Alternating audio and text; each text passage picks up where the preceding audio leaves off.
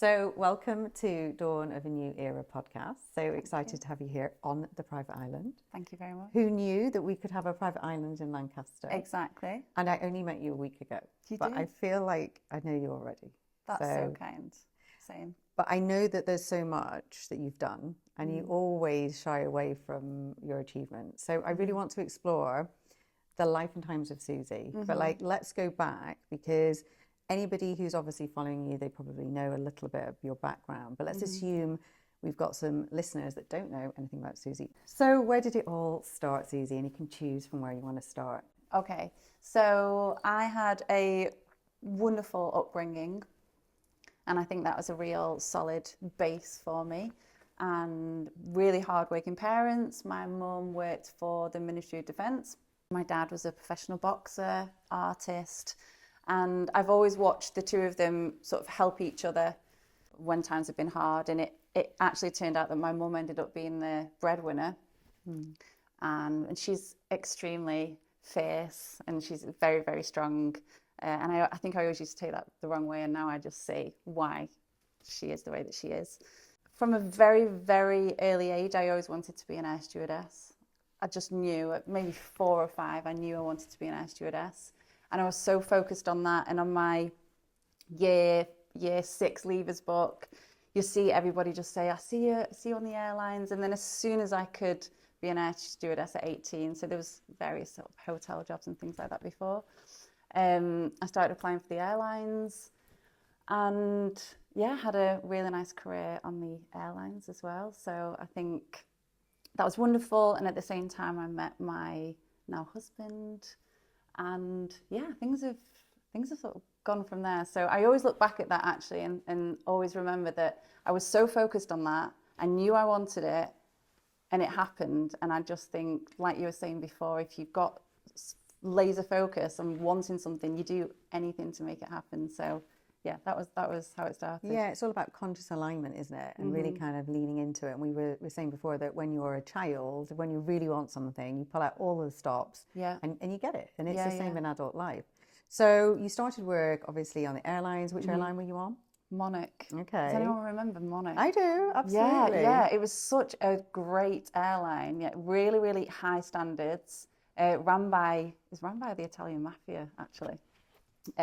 Really, really high standards of everything. So again, that was I would recommend, if any young girl wants to go and work on the airlines and people sort of shun it off, I would always say do it. It teaches you so much. It teaches you communication, customer service, dealing with a whole bunch of people, how to present yourself, getting up early at 3 a.m, traveling, like all of those incredible things it teaches you. So I just think, yes, it was a really, really good base for what then came. And was it as fun as they say? Because I have so many friends who used to be crew and things, and they used to have a wild time. It was amazing. Are you going to share any stories?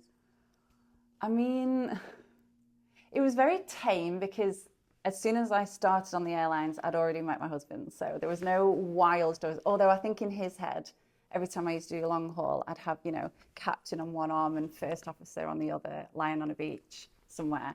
That never happened. But it was wonderful. And yeah, I remember pinching myself. We'd go to the Maldives and every time we went on long haul, we got paid per hour that we were away, double what we'd be paid just normal. And I'd just be there on a beach in the Maldives. And even at a young age, I was 20, 21, just thinking, wow, like feeling absolute gratitude. So I think that's something that I've always managed to do. Before gratitude was a huge thing, I always used to feel it. So yeah, it was fun. I always got laid off during the winter. There we were a sort of season, so every winter we'd have to go and do another crappy job. And then that's what led me into going into property and construction. So in one winter, I started working for a big construction firm, Carillion, in the centre of Manchester, and they were looking for an air stewardess style type of person to sit on reception. And then I came in for a job with my bunny, and I think I had like a ribbon. And within 5 minutes, they were just like, you've got the job. This is the lady. This is it. Like I just walked in and they were like, this is who we've been waiting for. And so I just started on the reception there, and then I was going to go back on the airlines. to join on the summer. And I told them all I was leaving, and they basically just said, how much do you want to stay? And I was like, no, I want to be flying. And then when you start to ask friends and family, they're like, Susie, I think it's time, you settle down now. And then, so I stayed in that job and very quickly became building manager, and then just saw incredible projects in and around Manchester and construction, and I was around architects and designers and big directors, and so learned a lot from that. And then we had some apartments in the city centre and they weren't selling very well.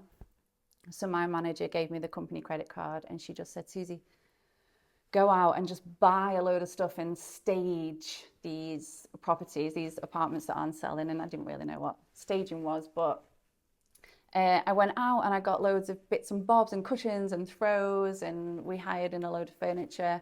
And as I was doing it, and I was just left to my own devices to do it, and I just thought, this is definitely. So this is where it all changed. This is where it all changed. Your passion. Yeah. So when you were there, then obviously making all of these apartments look beautiful, you went back. Did they sell? Oh, they went ding, ding, ding, ding. They all just sold within about a week. And all then, sold. So thinking then about what age you were at this point then. So you were in your flying career, and then what age did you have this pivot moment? I was, I'm going to say around 24, 25, something like that. And then did you have a feeling that this was going to be the next thing, that like this was going to turn into an actual full-time? I just, like I was saying the other day, I very, very quickly on that day, in that hour, in that minute, knew that things were going to change. As soon as I was there in these apartments on my own, without a boss, without anybody, I just thought, this is exactly what I should be doing. And straight away I was like, I did an interior design degree and homestaging courses and things like that, and I just knew. And I was trying at that point, not to siphon contacts, but everybody then that I spoke to, I just made sure that I aligned it to doing something of that nature. So when did you branch out and like start your first business? So it didn't actually happen. So I had my son, who's now 13, and I'm probably getting the timelines semi-confused here, but I had Benjamin, and when he was 6 months old, we moved to Brazil. So my husband's Brazilian. We moved to Brazil and we were there just short of 2 years. So that took me away from Carillion, and they always said, you can come back when you want. And that was probably one of the hardest things I ever did. I sort of, semi-newborn, didn't speak the language, had no friends, but very quickly learned the language. So such a blessing. Now I can speak fluent Portuguese, which is great because now I can communicate with all of my husband's family, and, that was a wonderful thing that came out of it. And then when we came back, when Benjamin was about 2.5, I went straight back into Carillion. And then again was learning more about interior design. And then I got pregnant with Nina. And while I was pregnant with Nina, I thought, okay, on maternity, I know I'm gonna go off and do it on my own. And it was honestly down to my husband, who was just so supportive. And a lot of people ask me for advice on this that don't have supportive partners. Yeah. And I know it's a million times harder, but he just said, listen, if we need to eat baked beans, if you need me to go and work at Tesco, we'll figure this out. And my mum as well, she'd just be like, Susie, if you want to do it, you will do it. Take a night shift, I'll look after the baby. And it's always, if you want to do it, incredible, you isn't do it? it. Yeah. And there'll be people listening to this, right, that don't have that support. Yeah. So, people might say, oh, you were very lucky, you got the support, you were allowed to go off and do things. What would be your biggest piece of advice? Like if you found your passion and you know that you want to do something, but you don't have the support, you might have kids, you might be a single mum, you might not have a partner who understands or is willing to kind of go without or put it all in. Yeah. What's your advice there? Somebody will help you.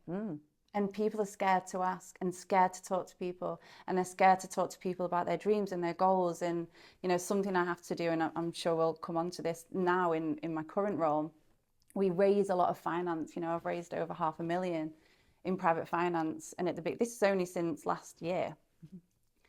And it was all about forgetting and coming out of your head of asking for help and asking, It's all just about talking to people. And, you know, I talk to people in shops, I talk to people in restaurants, I talk to people everywhere. And there's somebody out there who will support you and help you.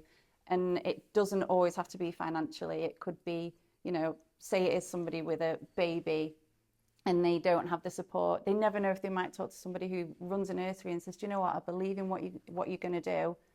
I'll take your child in and you don't have to pay me, or as soon as you get successful. There's always somebody that will help, and always believe that, because they're out there. And I talk to a lot of women who feel that, you know, they have to go it alone and that everything is on them. And it's not. Like, I think the biggest thing is that if you share a mission and vision with somebody and they can see the passion, often when I talk to them, the pivotal moments in a story is I met a person and I was at the absolute depth of despair or the biggest challenge or whatever. And there's always a person in the story that's moved in. 100%. And I think about this all the time, because we either have people who've inspired us or we've had people who've helped us along the way. And then even when I trot back all of the times of like awful challenges and massive growth, they're almost like combined, but there's always a person in that story.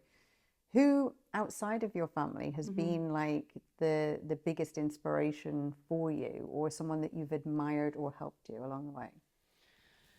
I would say our very first investor, also my business coach. I mean, my business coach, I could talk about him all day, and he's changed my life massively. So 2 men, actually, funny enough, because my mum's a huge inspiration, but she's family. So 2 men specifically. So my business coach, but our very first investor. So when we decided to start flipping houses, because I'd already had we're sort of jumping back and forth here, but I had my design firm by then. My husband had quite a big construction firm, and everybody just kept saying to us, why aren't you guys in property? Why aren't you doing property? And it was always that, well, we don't have that initial capital to buy the first house.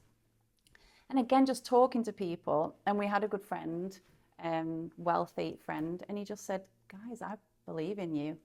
He literally just said, go and find a house. I'll fund the whole thing. Wow.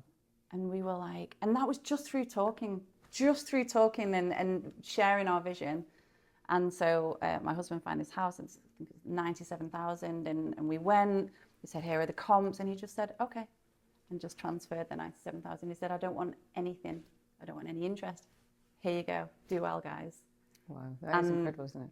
Sorry? That's incredible. That's incredible. That's incredible. And he's what a thing to do for somebody. And that's just through, I understand that's because Romeo and I are so hardworking, and we've built a lot of trust that, you know, I understand our part that was played in that. But yeah, I'll never, ever forget what he did for us. So that was your first house and your first business, yeah?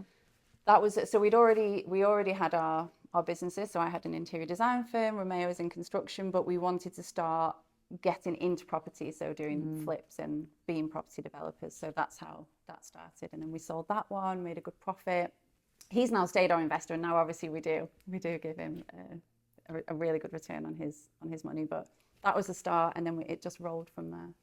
So if you think about someone starting a business, I think the biggest fear is the financial instability. And obviously you had the backing where it was like, whatever we need, we can make it happen. Yeah. What did you do to sort of fuel and finance that first business to get it off the ground till you got to that consistent cash flow? Oh my God, consistent cash flow is something that we are as property developers now coming into. But just going back to starting my staging business, because that's how it all started. I was pregnant with Nina on maternity leave. I then said to Carillion, I'm not coming back, and started with home staging. And gosh, Dawn, you should have seen the sort of projects that I was taking on, and I was dealing with, I had like a little advertisement in a Stockport magazine, and an old lady found me, and she was like my first client, and she was a hoarder, and she just, because I advertised that I did decluttering, and she just wanted me, I had to pay for a girl to look after Nina, and it didn't even cover what this lady paid me, and she just wanted to talk to me. And I used to go there every week. But at the time, even while I was doing it, I thought, I know bigger things are coming, and I know I'm going to be telling this story one day. And I remember in her attic, there was always a floor, and I was like, oh my gosh. She's like, and can we do the attic? And I found a book all about manifestation, a really, really, really old book. And I just sat there reading this book, and then I took it home, and I still got the book now, and I wrote so many things in it. It was all about visualization, and yeah, that took me on a whole other journey. So when you were obviously in the staging business, what was the pivotal moment when you were like, oh my goodness, like I've made it, like this is it? I staged a really big house. So funny enough, our first investor, the one that, just helped us with everything, it was his brother. And he had a very, very big house in Bowden in Cheshire, and he needed it fully renovating. So Romeo's team did the full renovation. I looked over the interior design and staging, and it was just phenomenal. And then a footballer ended up taking that one, and it was just great for my portfolio, made good contacts with this footballer, and then everything just rocketed from there. And then it went from staging to doing full-on interior design for quite high net worth clients, lots of footballers, and I ended up getting a studio and a team, and yeah, it really did snowball from there. And what was the biggest challenge you had along the way? The point where like you thought, maybe I don't want to be in this anymore. Gosh, clients. Yeah. It sounds incredible. I work for footballers. The pain of working for some of these footballers, and the high net worth clients. It's incredible because the cash is coming in. But with anything, it just adds so much stress, and the demands. And, we were dealing with £2,000 rolls of wallpaper. And then, one would come to site and it would be wrong. And it's funny, even talking about it now makes me nervous, because I remember having so many awful conversations with clients to say, I'm so sorry, but the wallpaper's wrong. And they'd be so mad. And I remember a very, very famous Premier League footballer, Portuguese, I won't say it anymore, but we had a table delivered to his house, solid marble table, and he was there, all his family were there, and there was a big thing because there was going to be a big dinner, and it came on the very day, and it was all very stressful. And then we opened up the box, and it was shattered. Oh my God. And I just looked at his wife, who scared the hell out of me. And she just sort of turned it back. And then I went outside and I was crying my eyes out to Romeo, and I was saying to him, please, can you just go to my studio? Can you get the boardroom table? Can you get it in your van? And they could have just gone and just bought a table at Origi Bianchi. But no, I was like, and then we had another table delivered, and the same thing happened. It was fully shattered. So those are some of the moments that I thought, what am I doing? What am I doing? I'm dealing with the uber wealthy, shaking, scared. Why am I doing that? What's it? Yeah, living with anxiety. What's it for? Yeah. And I think my husband saw that day in and day out, and I didn't quite see it. And that's when he kept saying to me 2 years ago, he just kept saying, I think you should start to come out of it. I was like, but look at where I am, and look at my team, and look at the clients. And then he did get into my ear. And then I came to my business coach 2023, end of 2023, and said, I'm going to close down the business. I'm going to close it down. We're just going to focus on property. And he just went, you're closing it down? I was like, yeah, I'm closing it down. I'm going to close all my projects. And he was like, you're going to sell it. I was like, who would buy an interior design business? Like, I am the face of it. Who buys an interior design business?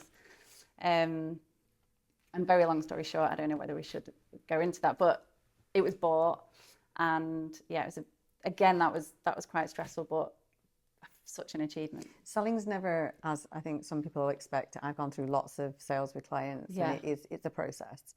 Wow, yeah. And there's also there's lots of things you can do in advance of selling. Like the more clients I've seen, like the more I realized that if you get those foundations right in the business, and I know you said that you had like amazing systems and processes, it makes it easier. It was ready to pass over thanks to my business coach. Yeah. Like when I started working with him, I did an incredible Tony Robbins seminar 3-day, very, very intense seminar. And one of the things he just kept talking about was mentorship, coaching. He was saying things like, if your kid is going to get tennis lessons, get the best tennis teacher out there. If your child wants to play the piano, get the best piano teacher out there. Like if you really want them to do well, spend that extra money. And if you're going to get a coach or a mentor, get the best. I remember finishing this big seminar, and I contacted I don't know if you know Salim from Gloucester, contacted Salim, who just knows everybody. And he was my first point of call. I said, Salim, I need a business coach, and they have to be the best out there.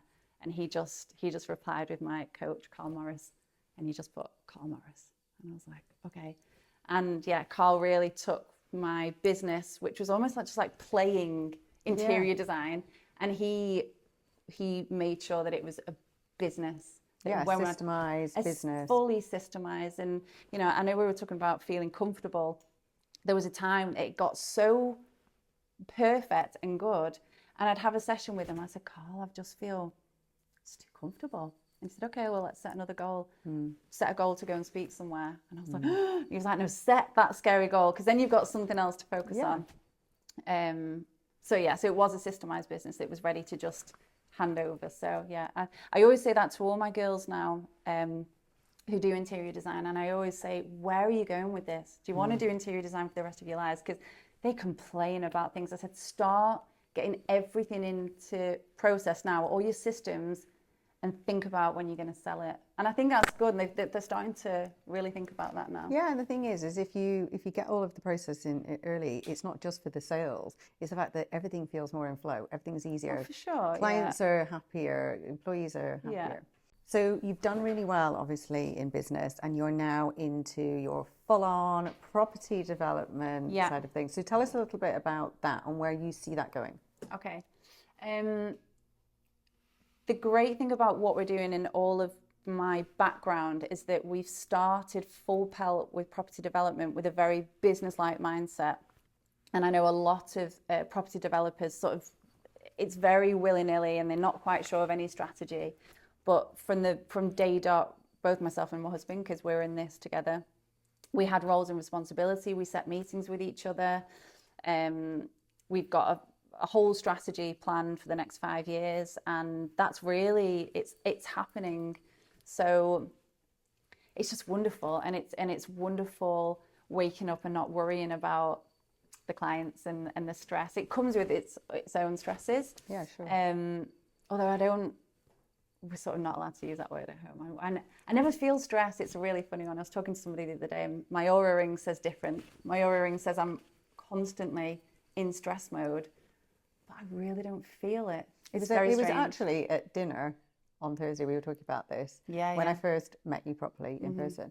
And I think it is interesting because there's different types of kind of being in flow.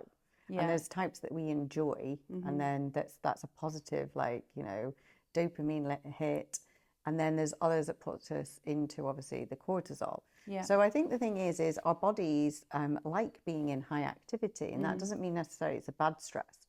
If you think about being a woman in business then, and the stresses that we go through, do you see the difference between women in business and men in business? Because I talk to a lot of female founders who have either had societal norms or other stigmas applied to what they're doing in business. They've either come up a barrier, you know, for being a woman, or a challenge. What's your view about women in business now? Because I obviously talk a lot about the fact that only like 1.8% of women ever hit 7 figures. Like, where do you see the positives and negatives for women in business right now in 2025? I mean, I love using my sexuality and, you know, all of those things. I really don't mind ever walking into a room full of men at a networking event and just holding my own. And I think that's a massive mindset thing as well. But in terms of in business, gosh, I just think women are so powerful. And I was just thinking today, you know, we've done all these beautiful things today. I can't tell you how many messages, phone calls, all from men needing me. They all need me. All the trades need me. The architects need me. They're all just like, they look up to me like this mother figure. So I think men massively look up to women, whether they think it or not. we lead them. They know we're powerful. We guide them. And I don't think women should ever, you don't ever forget that. You know, to any woman that feels like, oh, it's a man's world, I really don't think it is. And I think I love men. I love the balance of men. I get on with them very, very, very well. And I think because I've got that equality in my head and the balance, I don't, of course, you know, of course you see men get different opportunities than women, but then I think we get better opportunities than them as well. So it's a sort of balancing yin and yang thing. And I don't think we should feel too wounded when we see a man get something that we don't, because we get a lot Absolutely. that they don't get. So, and they would say the same thing. So I agree. yeah, yeah. So has there been a book or a podcast that you think like absolutely everyone has to read that changed your life? For a business, I would read the E-Myth. Oh, what's the rest of it? The E-Myth, something or other. And again, it was the very first book that my business coach gave me, and it was all about taking yourself out of being in the labor of the business, taking yourself out and being able to run a business and overview it. And I read that and I listened to it all the time in the car, and that helped.